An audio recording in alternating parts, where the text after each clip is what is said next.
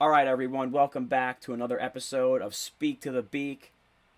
I'm coming at you with Keith Hernandez. By the time you hear this, it'll be Monday. I guess by the time you hear this, it'll be 3 days to opening day. All right, so Yeah. we are recording late on Saturday night. Schedules were a little conflicting today, but that's all right. We're hyped for opening day. Keith, with less than a week to go, how's it looking for you? I'm so excited. I just can't wait another day. I just need to get to real baseball now. I know, yeah. I'm tired of these games that don't matter, but we're playing them just for fun. Yeah, I mean, I'm, Yeah. I'm totally past that. And I just had a thought. Like, this is not planned for if you're listening at home. What if, totally off the rails already. What if you didn't like baseball, but your name is Keith Hernandez? I don't know why I just thought of that. It would be constant torture. Just people like talking to me and be like, I have no idea what you're talking about. I don't watch baseball at all. So thankfully for me, baseball is by far my favorite sport and the one I'm most knowledgeable about. So I was just looking at the Mets hat, and I was like, what if he didn't like baseball? What an interesting way to open this. So, if you're here with us again, we're finishing up our divisional previews. Today's the last one, National League West, and we have the two best teams in the whole league in this division. So it's kind of fitting that they go last this year. Pretty excited about that. But before we start, we're going to need a couple of things. All right, so number one, follow Beak Brands. Facebook, Twitter, Instagram. Help us out, all right? Or help your friends out, whatever. Don't matter. Just follow them, okay? Just do it. All right, number two, you can check us out at our website, beakbrands.com. We got written pieces there. The podcast is up there, with baseball and hockey and basketball all about to be in full swing. We're in a great spot. We got tons of content coming. And then obviously if you're a strict NFL fan, NFL, free agency and the offseason we know is wild and the draft is coming up. So we got our four major American sports here about to pop off all at the same time. So check out the website.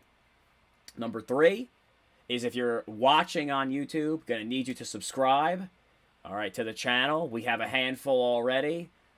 You could be in the very, very beginning of people. So that's what we need from you.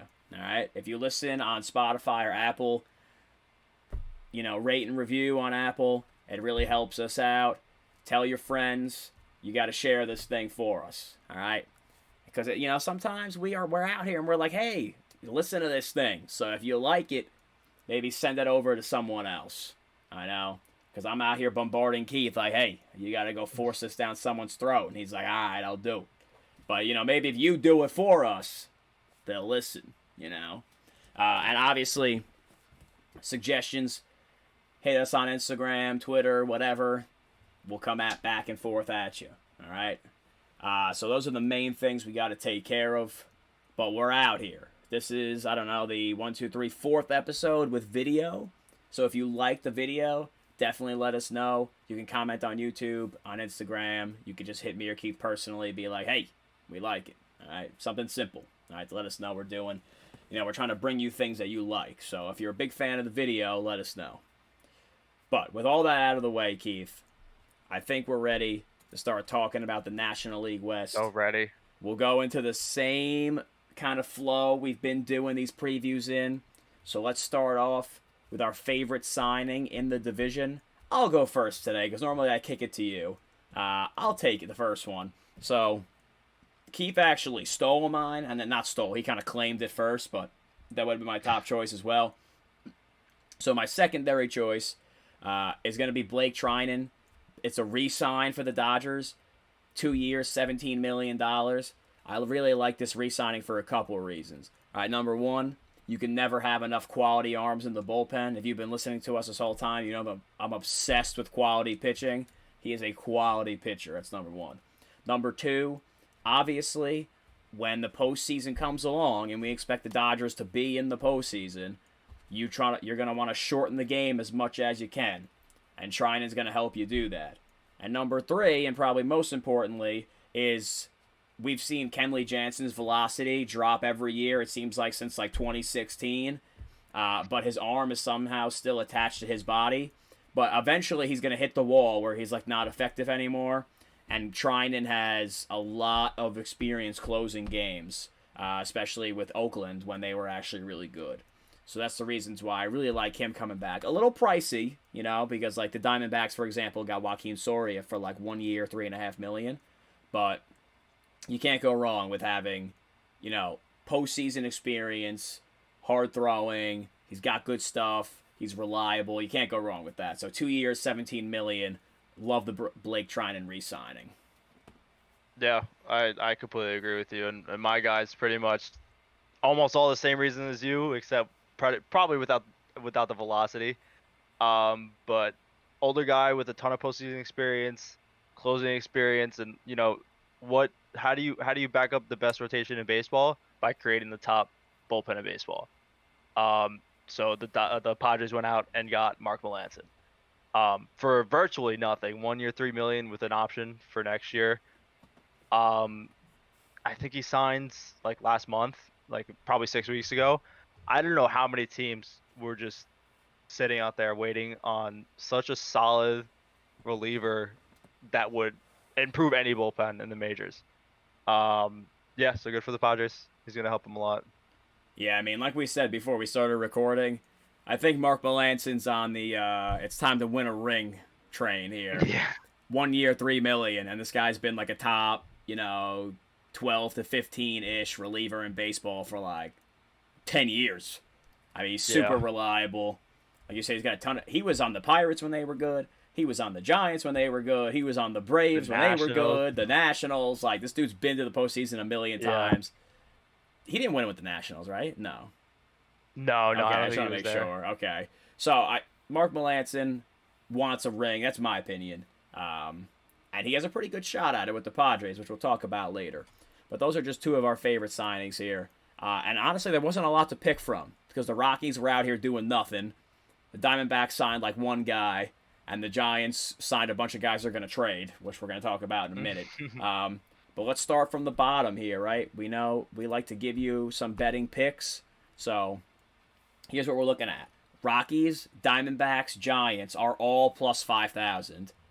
Padres plus 200. Dodgers minus 250 in the NL West. So that should tell you all you need to know about the bottom of the barrel here, okay? So let's start with, we're just going to go the way it's listed. The Rockies will be first for us today. So let's start with this. I wouldn't actually hate their pitching if they didn't play at Coors Field. So, like, German Marquez is, like, sneaky really good. Kyle Freeland has been up and down throughout his career, but I like to think he's better than that year he got sent back down to the minor leagues. John Gray, Austin Gomber, Antonio Sensatella, they got Chichi Gonzalez. Like, they have guys who can pitch. But the problem is that they play in Colorado, which means unless you're like Jacob deGrom, it doesn't really matter how good you are because you're going to give up runs there. So that's number one. Do you agree? Their rotation's like solid at least? Oh, yeah. Okay. Yeah. Rotation's solid, better than probably a majority of teams in the league. But yeah, when you're in Coors Field, it doesn't really matter. All right, so what if you picked up the Rockies and dropped them off in, like, Minnesota? I was going to say Cincinnati or something. Yeah. It'd probably be a lot better. And, like, if you put them in the NL Central, they would they could compete. Probably wouldn't win the division. That's what I mean. They'd probably be, like, a step above the Cubs. Yeah. Yeah. Yeah. All right, so at least we're on the same page there. So the other thing, as we're going to get to this episode here, it's not that these teams are, like, drop-dead terrible. I mean, the Rockies are, but, like, it's not that they're all drop-dead terrible, but the Dodgers and the Padres lap them, like, so many times. It makes them seem like they're really bad.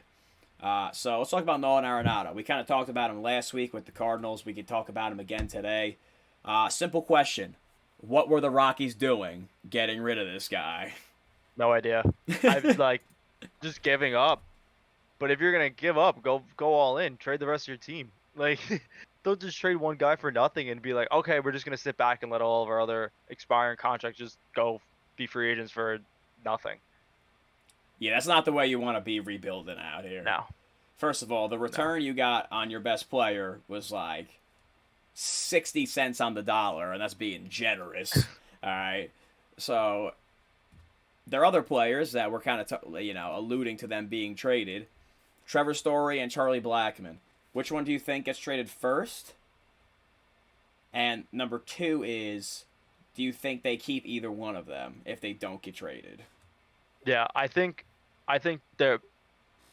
they both have the possibility of getting traded. I think if only one of them gets traded, it's going to be Charlie Blackmon.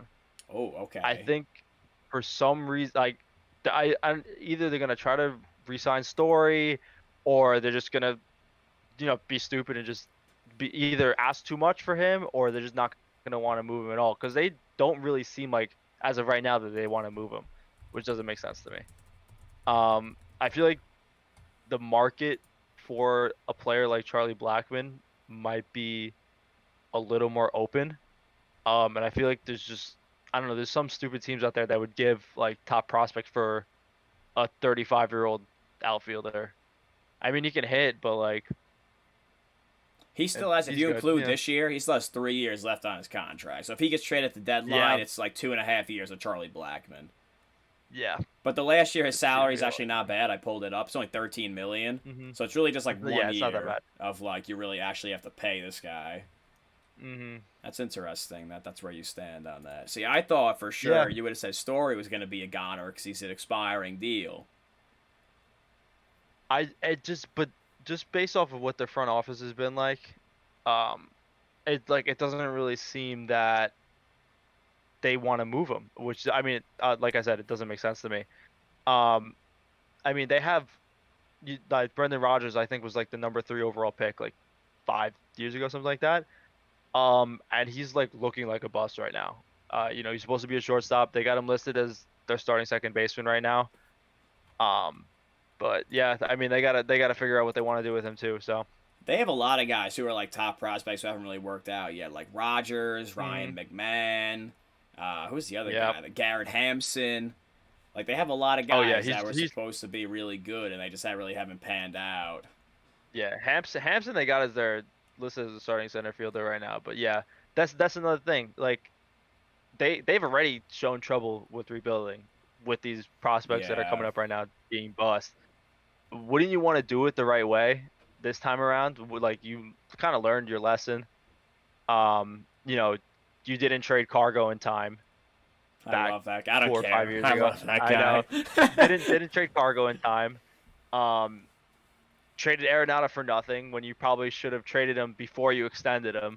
Correct. And now you either going to get stuck with Charlie Blackmon and Trevor Story, or you're going to trade 1 or 2 of them for probably nothing. Yeah.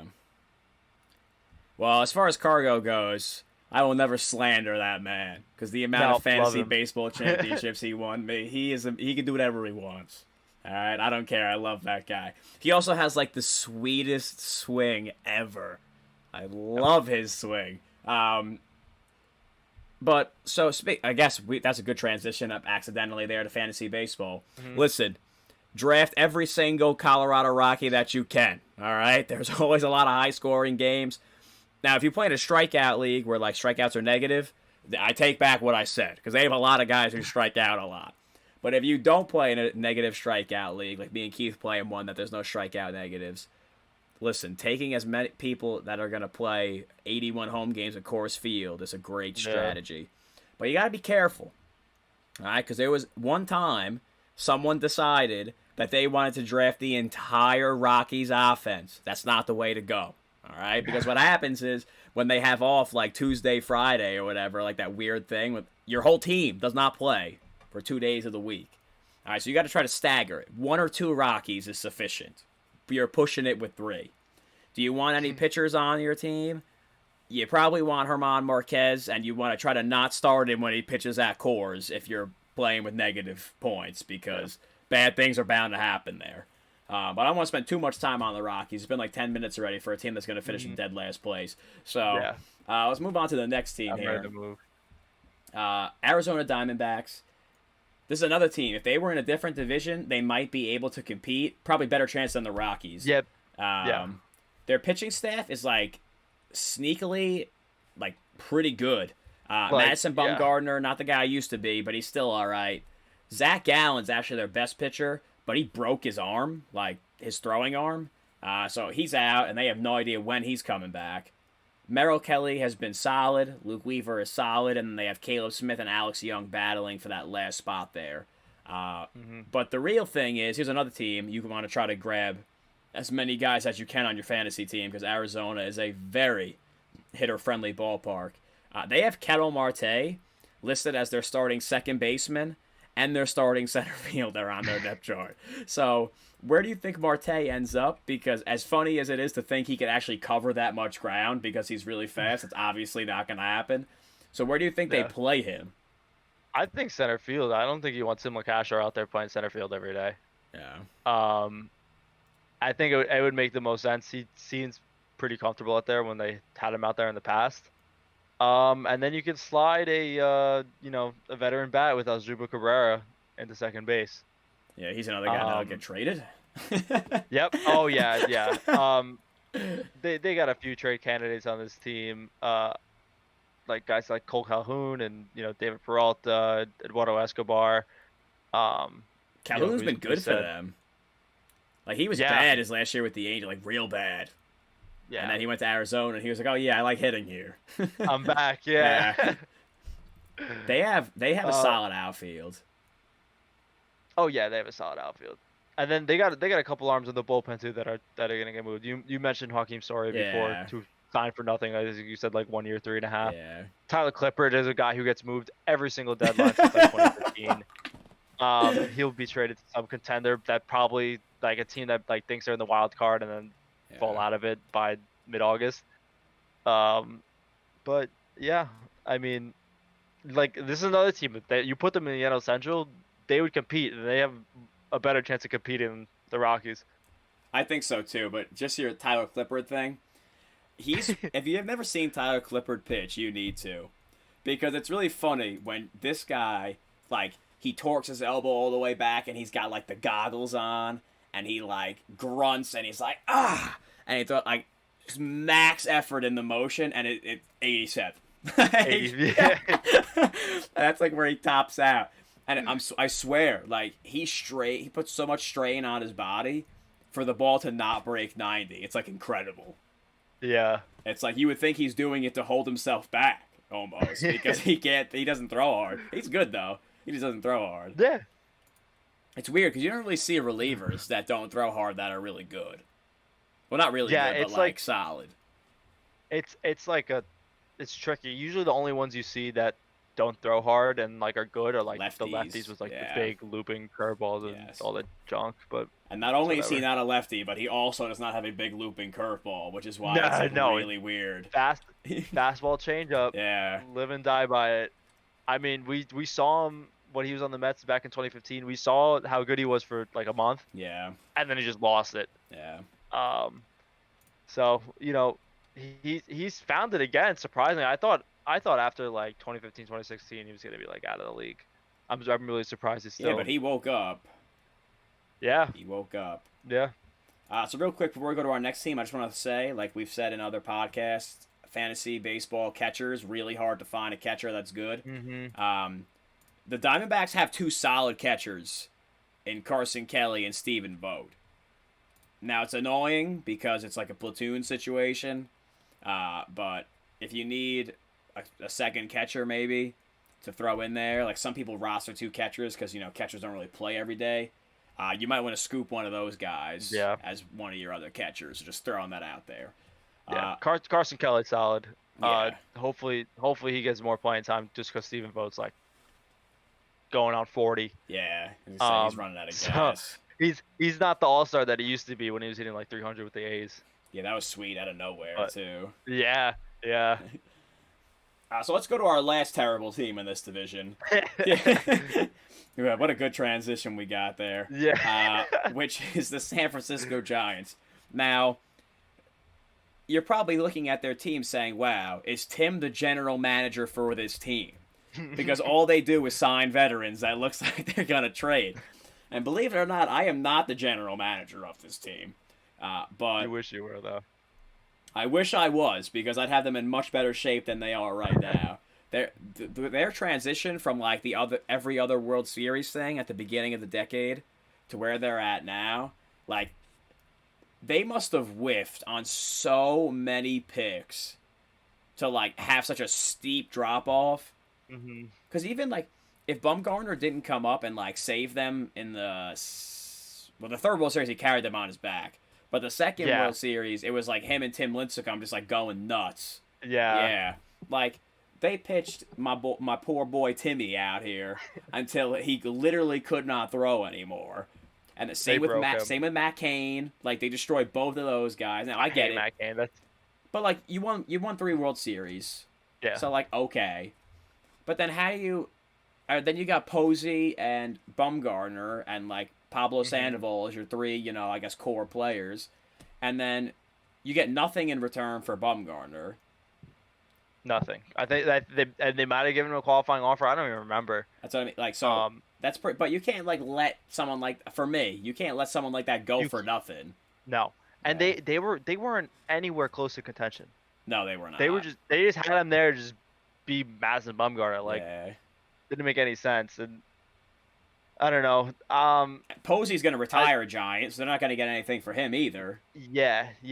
I saw a really good article from The Athletic, I think a day or two ago, about like what do you do with like your expiring stars, and like Buster Posey was on like the cover. Yeah. Just talking about how like Hardy's fell off, and like what do you do when you like you have such a young talented player, you give him a huge contract and then boom, injuries happen. Like Buster Posey's pretty much the same thing as like David Wright.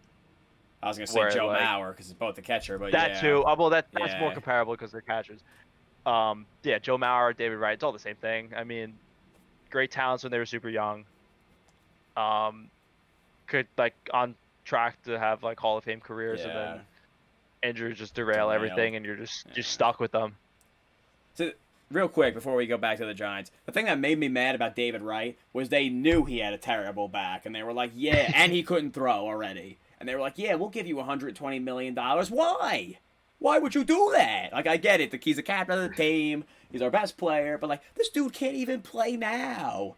That's exactly why. Just because they connected him. Like, when you connect yourself, like a player connects himself to an organization connects themselves to a player, like that close, like, you're just forced to resign them. There's nothing you can do. Yeah, but for that much money? Who else was going to give him that much money? All right, this is not the NL East. You could just see my PTSD, though. So, some guys that are on their team that they've either had or they picked up this offseason that I think could be traded: Johnny Cueto, Kevin Gausman, Anthony DeSclafani, Alex Wood. All 4 of those guys, because they're all either, average to, like, well above average when they're on point starting pitchers. And as me and Keith know, and if you listen, I hope you know by now, because I only say it every single episode, at least 3 times an episode. You can never have enough starting pitching. Somebody is going to get hurt, and one of these guys will be dealt. Or at least one of these guys will be dealt. But before they get traded, do you think that the Giants will be able to compete with them as their top 4 in the rotation, or no? No way. I mean, Johnny Cueto's shot. Kevin Gausman, I didn't even know how you got a qualifying offer. What do you make of him? Because he's like all over the place. Yeah. He's just too inconsistent. You're not going to be able to do anything with your number 2 being that inconsistent. DeSclafani can't stay healthy. Alex Wood is another guy who's either on or he's broken and he's just on the shelf the entire season. Like Aaron Sanchez, I don't think we mentioned Aaron Sanchez, but he's another guy who hasn't been able to find it. You love him. You love him, but he hasn't been able to find it forever. So and then quick, forget the rotation. Yeah. Sorry, forget the rotation, but their bullpen is terrible. Like, this is probably the worst bullpen I've seen in the entire major leagues. Their bullpen is really bad, and when me and Keith were doing like the 20 minutes of prep we do for this show, I was just like, I don't know any of these guys except for 2 of them.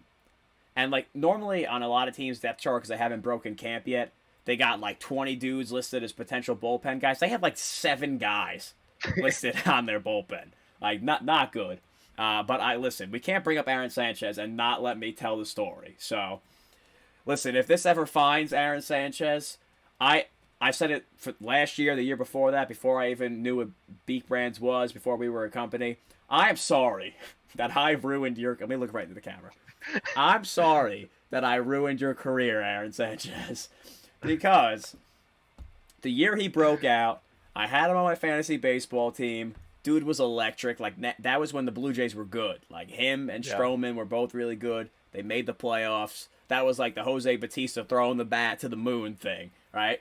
But really good. Loved every second of it. Edwin and Jose Bautista cranking home runs and those two guys pitching.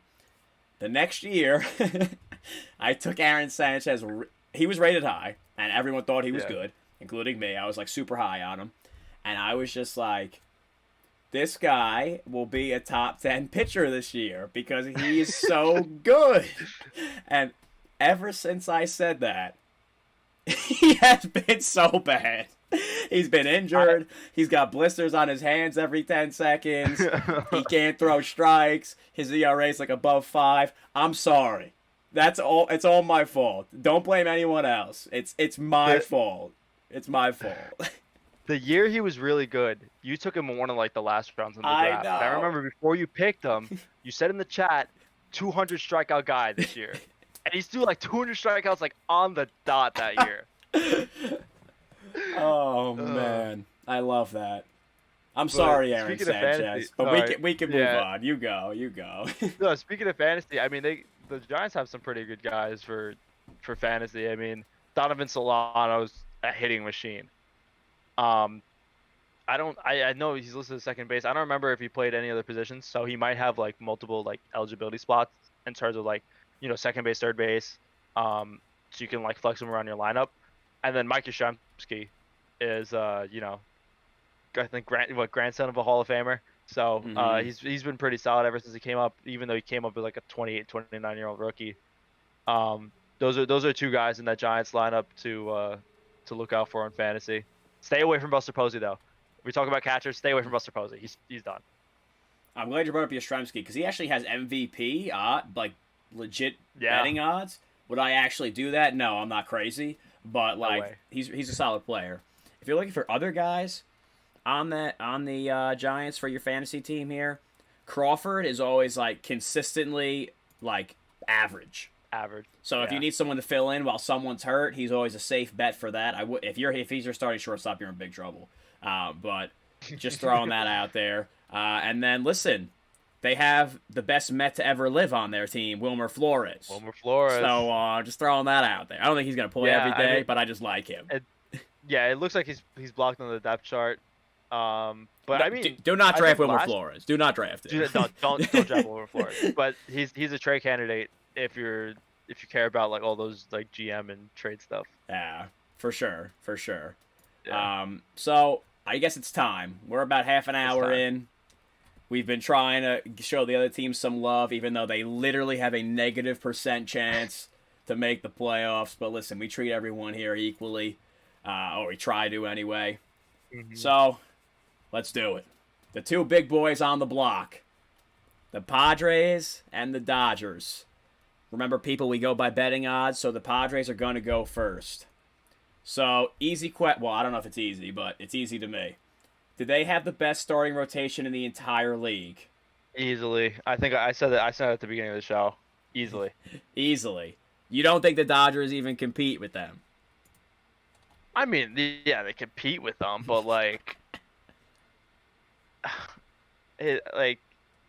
how many former they got 2 former Cy Young Award winners in here with Darvish and Snell. But I think that's the same amount as the Dodgers. Whatever, I don't care.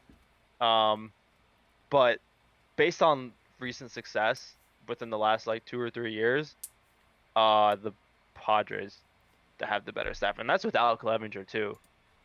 I'm glad you brought him up with Tommy John. Because without him, even still, like we were talking about this all like before we started recording, Chris Paddock is their number 5. He's their number 5. Yeah. Like, if you pick this dude up and put him on, like, 90% of any other teams, he'd be, like, their number 2. He's their 5.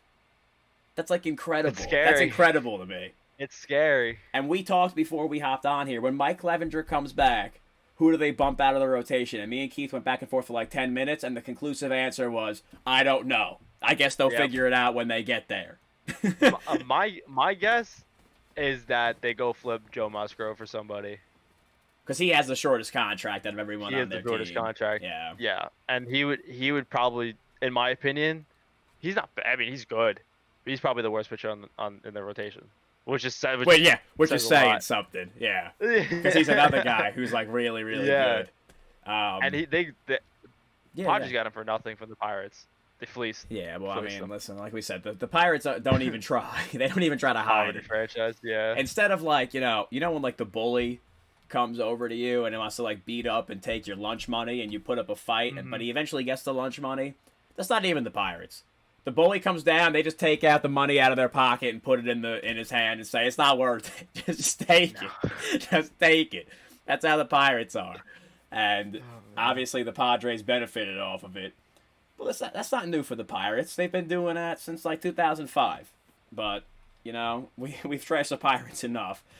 I feel like we bring up the Pirates like how me and Joe for hockey bring up the Buffalo Sabres. Like they're just a punching bag we go to every time.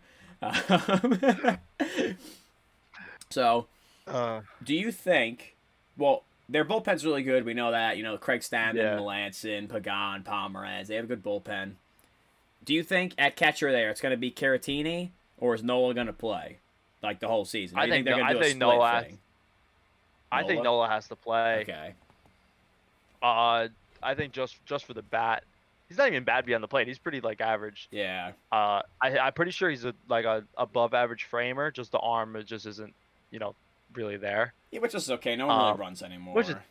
Yeah, exactly. The only person who kind of steals bases on your own team, Fernando Tatis and Trent Grisham, Tommy Pham. I was gonna say really Marte is gonna run wild, but they're not good. Yeah, Marte.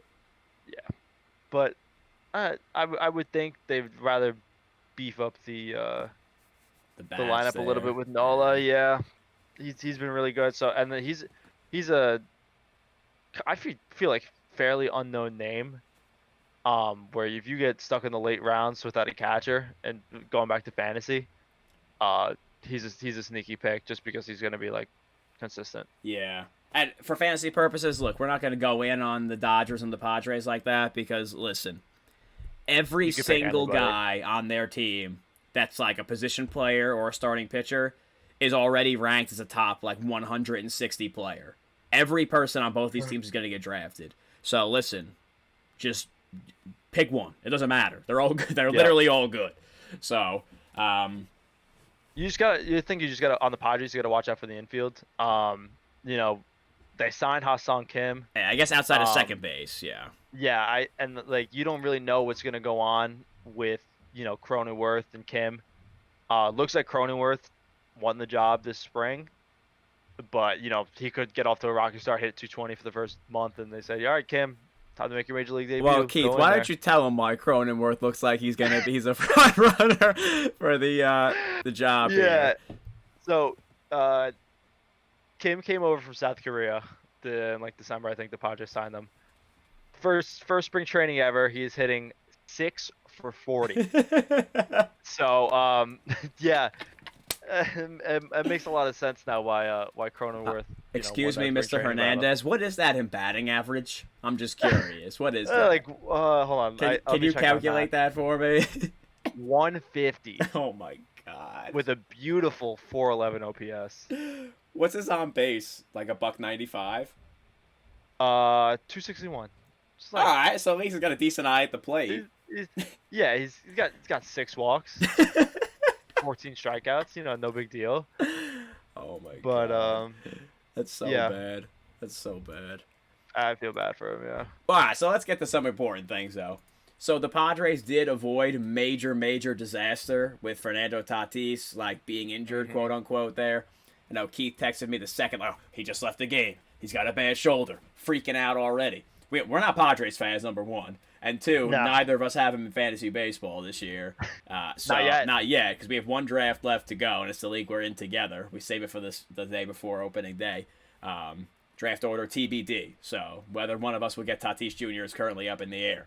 But he left the game, shoulder injury. MLB Twitter was freaking out.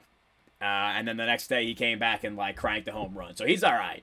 It was more like a precautionary thing. So just wanted to throw that out there in terms of stuff for the Padres.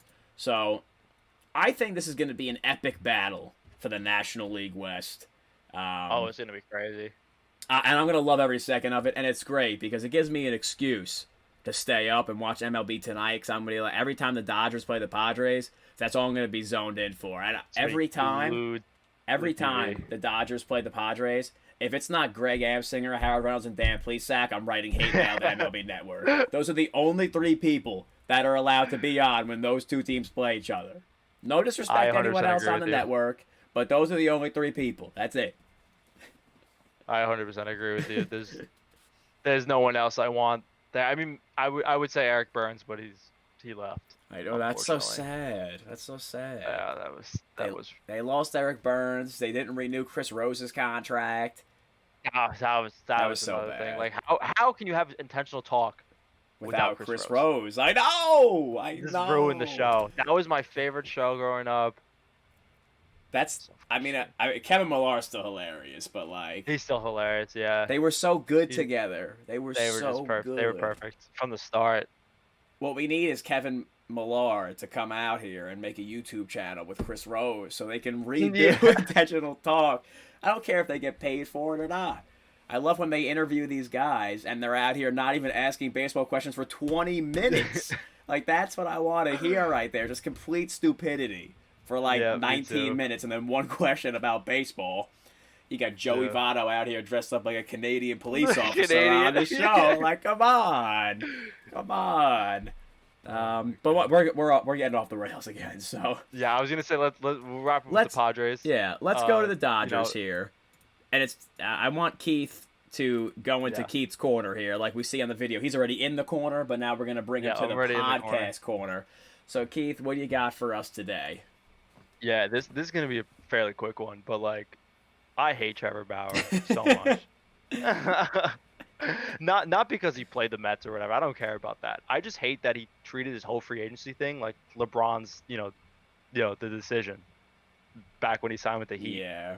Nobody cared. Nobody cared.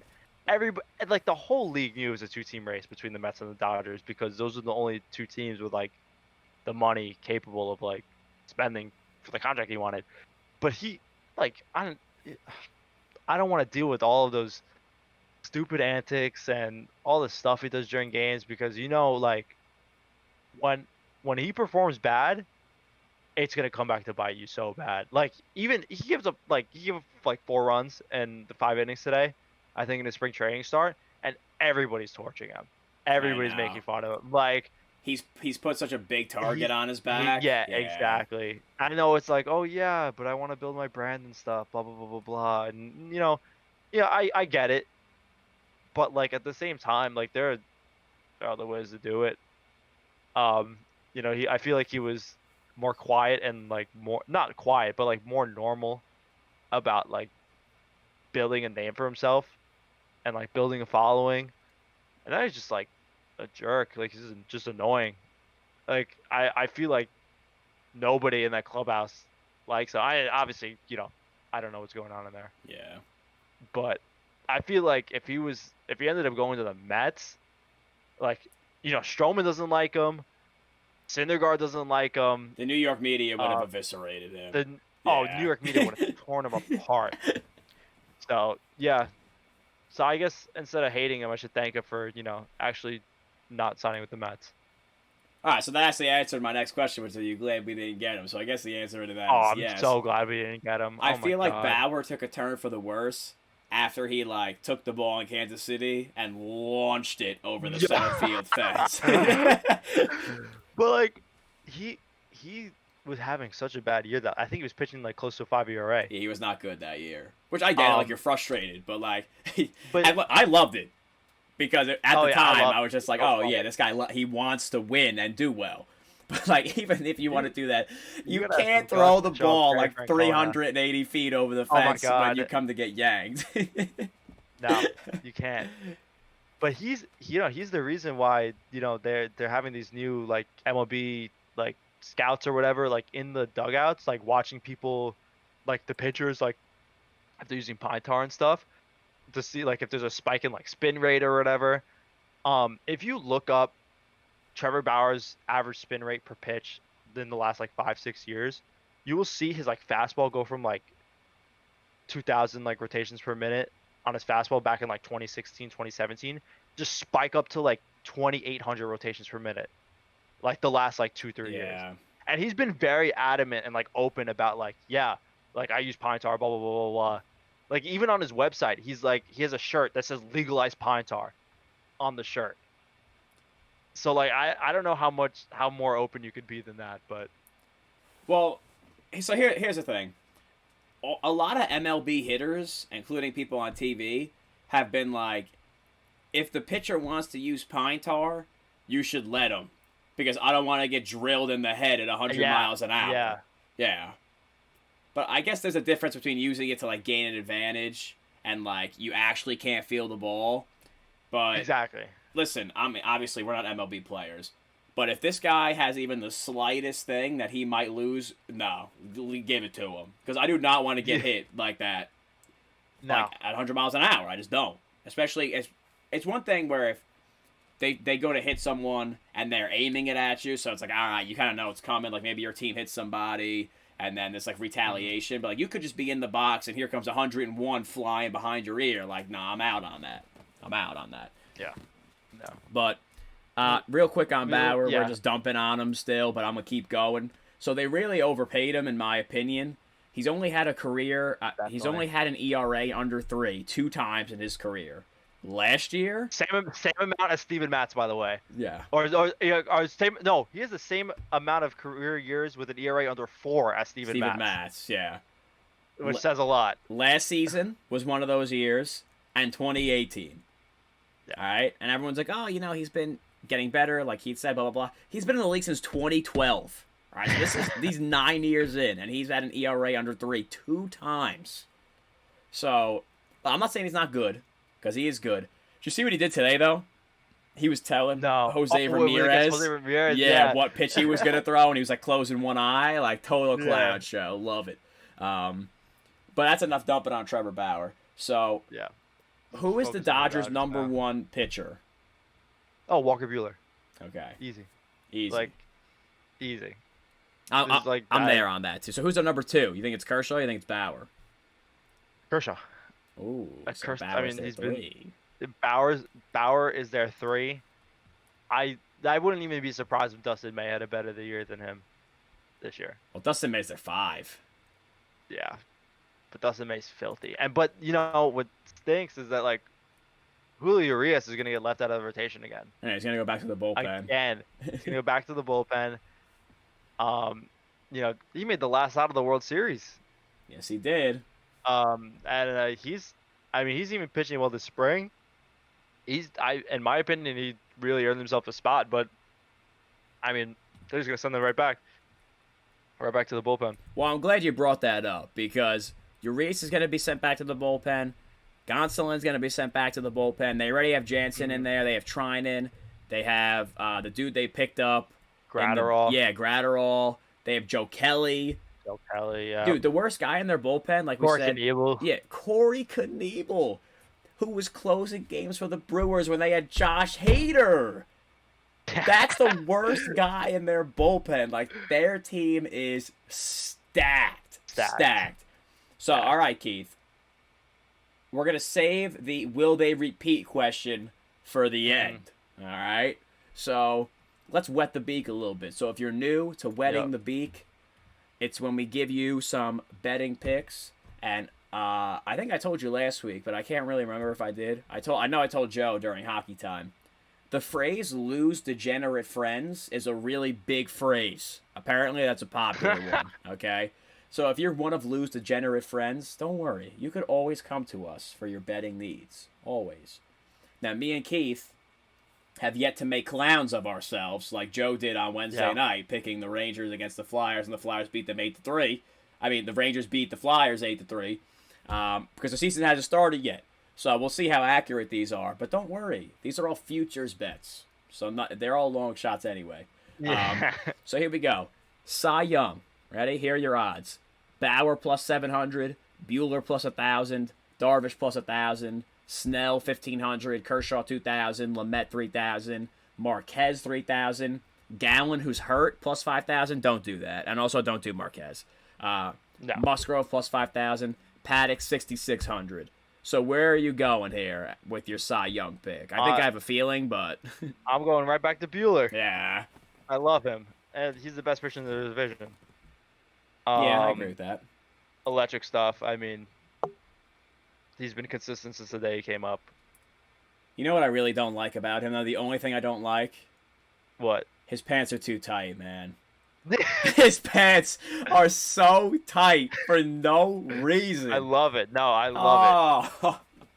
Dress however you want. Dude, he dresses like a 9-year-old with like the skin-tight baseball pants. Listen, like Lorenzen does the same thing, and Lorenzen wears those skin-tight pants, and I mean Bryce Harper does it too. But like when Lorenzen wears it, he has like these custom Vans cleats. Yeah, he does. That he wears them. That's sick. Yeah, but Bueller's got like the mid to low cuts. Like it looks weird. It looks weird. Yeah, it looks weird. Like you said, Lorenzen's got the high top Vans, so like it makes up for it a little bit. Like last year, I saw his ankles. This man had ankle socks on. You could see his skin. DeGrom was wearing ankle socks in his last start too, and I'm like, who wears ankle socks during a baseball game? Oh my god. That right there should not allow you to win Cy Young, but it might happen anyway. My pick is going to be, first of all, I agree that it's Walker Buehler based on the odds and the stuff. But like we said, you're competing against Jacob deGrom, and the best way to beat him is to have the talent to put up 85% of his numbers, or 80% maybe, but also blow him away in wins because he averages like 9 wins a season because the Mets are incompetent. Yep. And in my eyes here, the upside guy that I would want for that is Chris Paddock, and I'll tell you why. If he's the Padres' number 5, which me and Keith talked about before, which he is, if he's their number 5, this man will be facing guys who either do not deserve to be in the major leagues or will be up and down the whole season, which means in theory, as long as he has a sub like 2.85 ERA, which he might, he has the talent to do it, he might get 20-plus wins. And we saw that happen for Rick Porcello, right? If you can with a higher ERA. Yeah, with a higher ERA. If you can hit 20 wins, these old farts that vote on this award will give you the Cy Young, even though you don't deserve it, because wins for pitchers don't mean anything. Don't mean anything. So I'm just going to throw that out there, that at plus 6,600, you might be able to find someone with that's a good shot with 20 wins. Now, do I think he's going to win the Cy Young? Not really. But like I said, at plus 6,600, I don't think you can go wrong there. No. I mean, my upside pick would be Dilson Lumet, another Padre guy. Yeah. He's got slightly better odds, only at plus 3,000. But I mean, he was in Cy Young contention last year during the shortened season. ERA of 2.09, a WHIP under 1, batting average against was 161. I mean, if you look at all of his other career numbers, his batting average against is always low, around 210, but his ERA was always north of 4. Is he going to be able to, keep the same, those 12 starts? Is he going to be able to replicate that over 32? Who knows?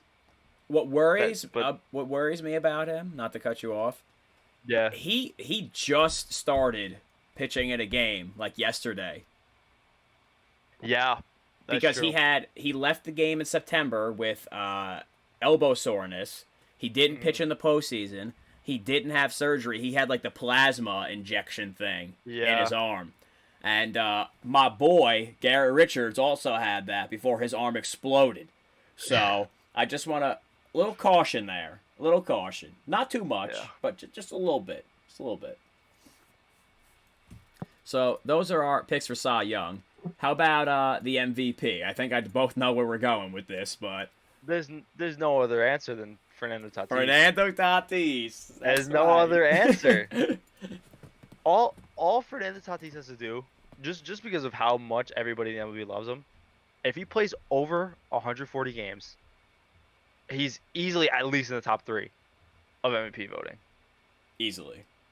All he has to do is just be present for 140 games. All right, so do you think he's going to be... Do you think, assuming he does what you said, and he plays 140 plus, is he going to put up 35 home runs, 35 Easily. stolen bases? Both. Easily. How about I 40? think easily. 40? Yeah. I think he'd have to play the full season. Okay.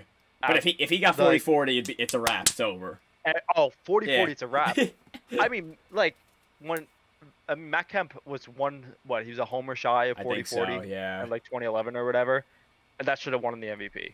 That was the Ryan Somehow it Braun didn't. thing, right? That was the Ryan Braun steroid year, yeah. I had him in What a fantasy that year, loser. too. Oh, my God. Oh, I got to tell you, man. people, Look, I have a knack for picking guys that just go nuts for no reason. I love it. I But mean, anyway, sorry. I think Tatis would have to be a little more aggressive on the bases.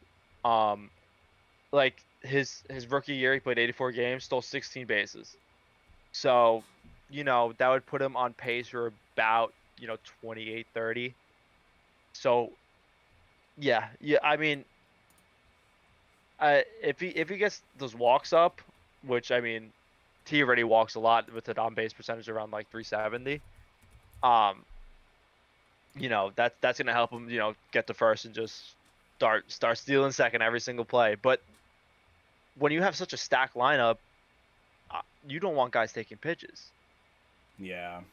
So it's gonna be. I think it's gonna be tricky for him to get those stolen base numbers just because it's not as big of a part of the game like as it was before. So if you look at he had 16 in 2019 and 11 last year.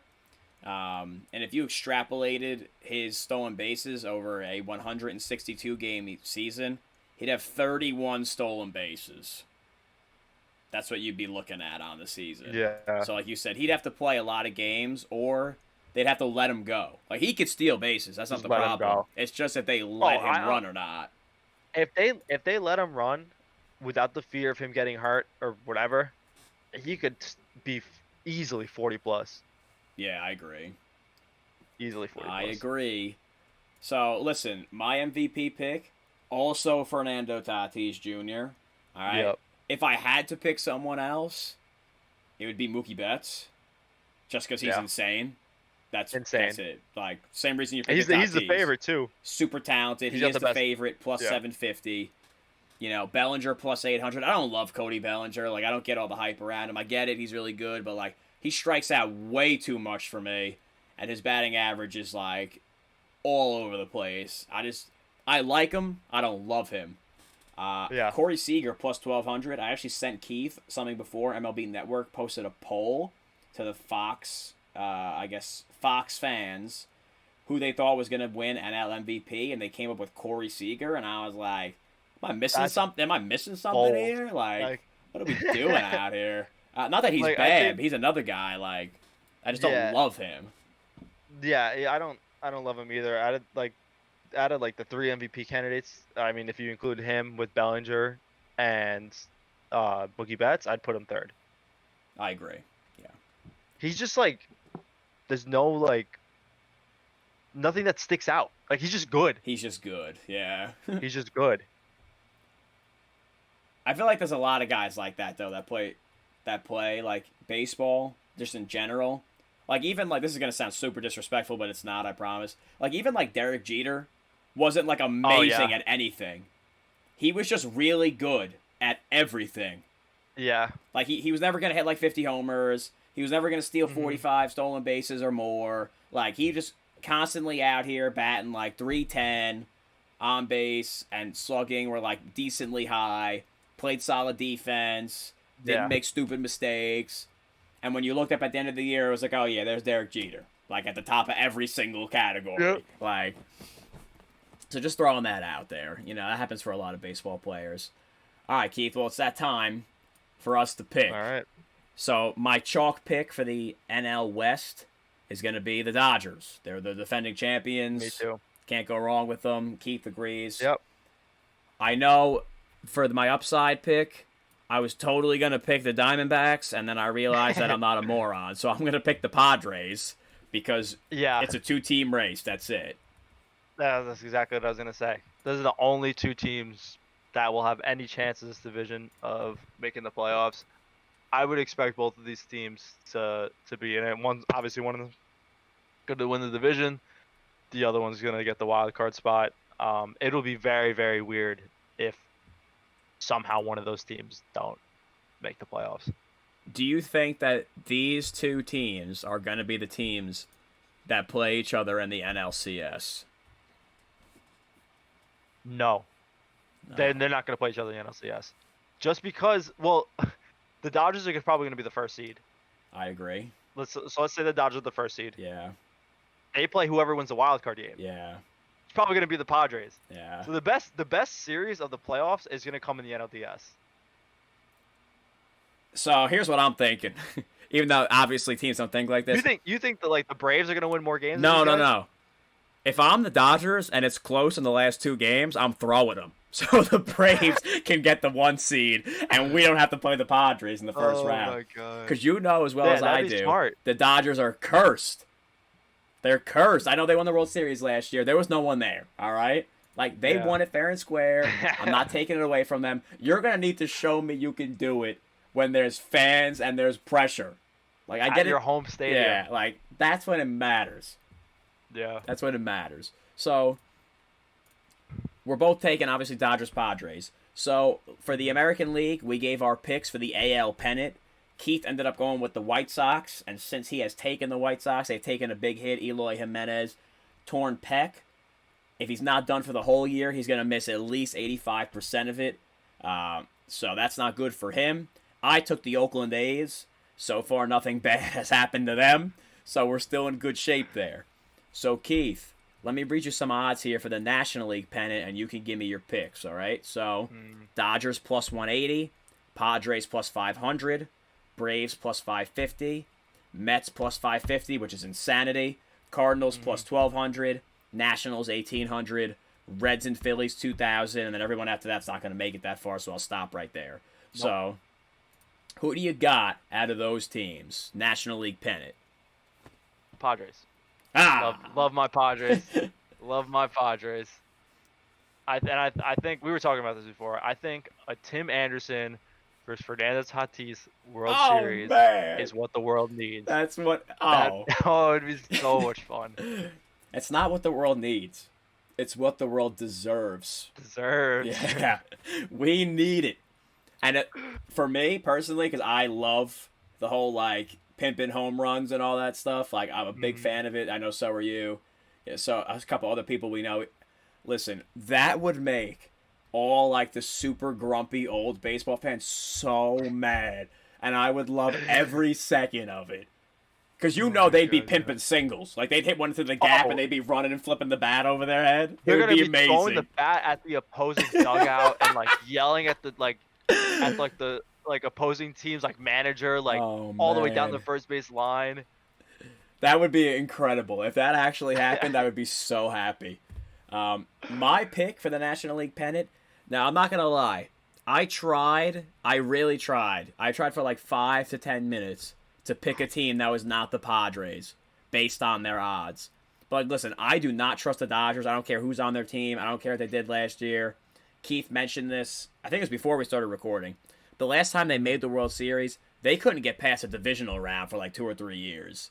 Yeah, 2018, 2019, they both choked. So I don't want to go there, and they have the worst betting odds.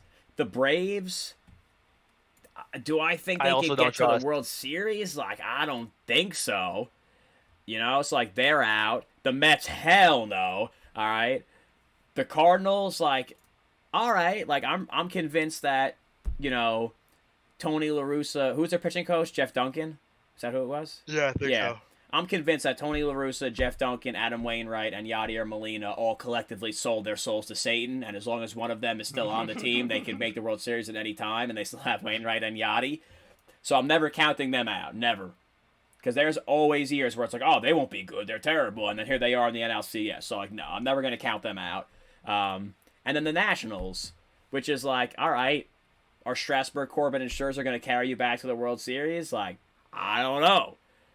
So I guess I'm going with the Padres. Yep. That would be my World Series then, if both of my picks hit, would be Padres A's. So what you'd really have is Fernando Tatis's contract is more money than the A's have spent in the last 10 seasons on their collective organization. I think if you combine the contracts of Manny Machado, Tatis, Hosmer, and I don't know, Darvish, it might be worth more. Yeah. It might be worth more than the entire A's franchise. Well, isn't Hosmer, Machado, and Tatis's contract over $1 billion combined? Or it's like a $950 million or whatever? No, because Machado and Tatis are both a little over 300, I think. And then Hosmer's 180, I think. Okay, so maybe it was half a billion. Almost, yeah. That's incredible. Incredible. I think it's if you combine Trout, Machado, and Tatis, then you hit $1 billion. Then it's $1 billion. Yeah. I mean, ridiculous. Listen, the A's couldn't even afford to keep one of this is way back in the day. They didn't keep one guy out of Barry Zito, Rich Harden, Mark Mulder, and Tim Hudson. They did not keep one guy because they could not afford any of them. They couldn't even keep Marcus Semien this past year. Yeah, Keith's forget one of the best pitching rotations of all time. How about some average shortstop that they had to let go to Toronto? So that's my pick, and I think either way, if either of those World Series hit, that would be two really good World Series. I like the A's not to win. I'm just saying in general because it would be the definition of small ball baseball versus the super big bully on the street, which to me is a lot of fun. Yeah. So if your prediction came through, who would you think would win? I think good pitching beats good hitting in the playoffs. I mean, I think we've just seen that forever. Yeah. And the Padres have the better pitching. I agree. And the A's. And, if the Padres went in there and faced the A's, it's that's a yeah. The A's don't have the talent. They don't have the talent to hang with them. No. I think the A's just because they always pull something out of their rear end. They'd win 2 games, but it would be a 4-2 thing, and they'd be down 3-1. They'd win one. They're oh, we have life, and then they would just get smacked the next game. So, because the A's aren't that deep. Their starting players are good, but if something happened, I mean, what would game 1 be? Frankie Montas against you Darvish? No. Yeah, and then the next game, it's you're running some Randy out there. Yeah, it's Jesus Luzardo against whoever Snell, and then game 3 is your boy Sean Manaea, who has a career 4 ERA against another number 1 starting pitcher. They just don't have a chance. You don't. There's nothing you can do. I would like to see your White Sox thing. I just don't know if that's gonna happen. So yeah, that's gonna wrap it up here for the National League West. That was really exciting. I really liked that episode just in general. Once again, sorry, Aaron Sanchez. So we're done with our previews. So before I tease what will be coming next, I'm going to once again tell you there's a couple of things we need to do. Number 1, follow Beak Brands, Instagram, Twitter, Facebook. It even says it right here on the screen in the bottom corner. We put some nice pictures there. And by we, I mean I put some nice pictures there so that you know where to go. All right? If you listen on Spotify or Apple, you got to follow/subscribe, rate and review, tell your friends, give it a share. Hey, if you like this episode, share it to your own social media. Help us out. All right? If you're watching on YouTube, subscribe to the channel. Send it to a couple of people. If you have recommendations, please let us know. All right, if you think we're terrible, you can let us know that too. All right, whatever. Pick one. It doesn't matter to me, as long as you get something going. The other thing is, if you want to follow Keith and I on social media, I'm at Tim Ferdinand on Instagram. Keith is at Keith Hernandez with 2 Z's. Because like we said many times, and I will continue to say, the original Keith Hernandez was taken. And obviously check out our website, beakbrands.com. written content. I said before, we got all 4 major American sports about to go into full throttle mode. So that's what we got there in terms of important things. In the upcoming weeks, we will still be recording on Saturdays to drop a pod for Monday morning. So we'll have hot MLB topics. We'll have, maybe some power rank talk. Obviously, we're going to hold on to Keith's Corner because he's going to tell us his favorite thing throughout the week. Maybe eventually we can lead up to some live casts of, some live thoughts of a game or two. If you guys are interested in that, you could let us know. Tell us what you want out of this baseball season. We'll try to make it happen. You want more fantasy stuff? We got you. You want some strict baseball stuff? We got you. You want a lot of me and Keith having some baseball nonsense? We could do that too. We can turn down the nerd level by 3 or 4 notches. All right. So that's what we got. We're really excited for the MLB season. If you didn't draft your fantasy baseball team yet, good luck to you, except for Saquon. Okay? No luck to Saquon. Or my dad. Or your dad. My dad's a sneaky baseball drafter. He is. Yeah, he is. He sits in his office. He doesn't speak to me. And all I hear is like, he'll pick someone, and I'm just like, you got to be kidding me. It's like every round. It's like every round. Because he thinks the way that I think. So, like, we pick the same guys.